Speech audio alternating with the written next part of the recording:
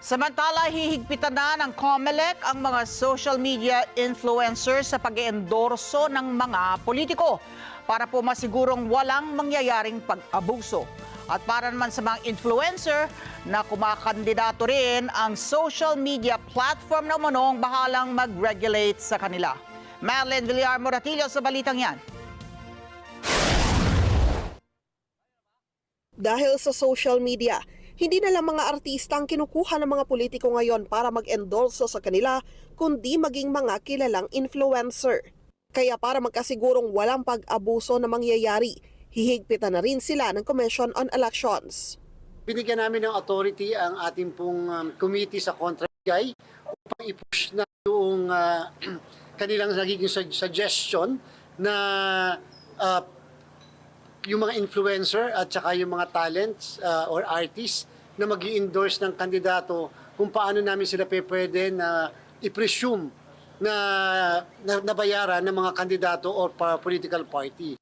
Ayaw tanggapin ng COMELEC ang depensa na donasyon ang endorsement sa kandidato o isang political party.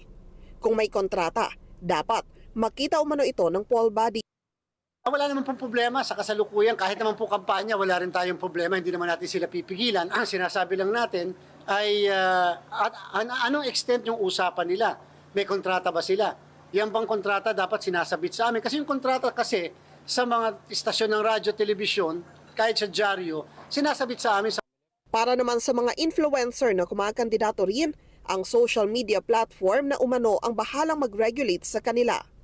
Tuwing matatapos ang halalan, ang mga kumakandidato obligadong magsumite ng Statement of Campaign Contribution and Expenditure sa COMELEC. Dito makikita kung sobra-sobra ang kanilang ginasto sa pangangampanya.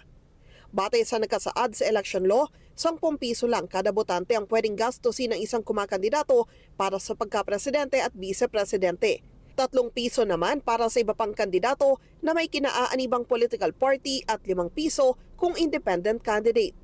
Dahil naman sa naglipa na ngayong election survey, pinag-aaralan ng legal team ng COMELEC kung nakasusunod ang mga ito sa guidelines na itinakda ng Korte Suprema.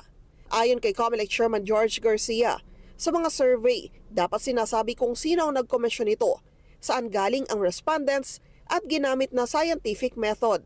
Again, hindi kami against sa surveys. Ito ay constitutional, sabi ng Supreme Court. Pero tingnan lang natin kung paano naaabuso nito at naiimpluwensyahan nito yung pagboto at pag-iisip ng mga kababayan natin. Hindi naman din masama na impluwensyahan ang kanilang desisyon, lalo't ito ay sa tama.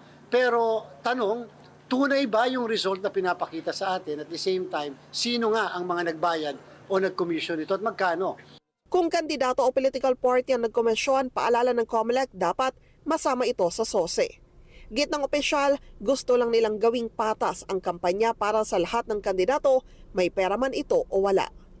Marlene Villar Moratillo para sa Mata ng Agila. Matatag, matapang, matapat. Maraming salamat sa inyo pong pagsubaybay sa Mata ng Agila Primetime. Para malaman ang matatag, matapang at matapat na mga balita, i-follow lamang at mag-subscribe sa AtNet25 TV.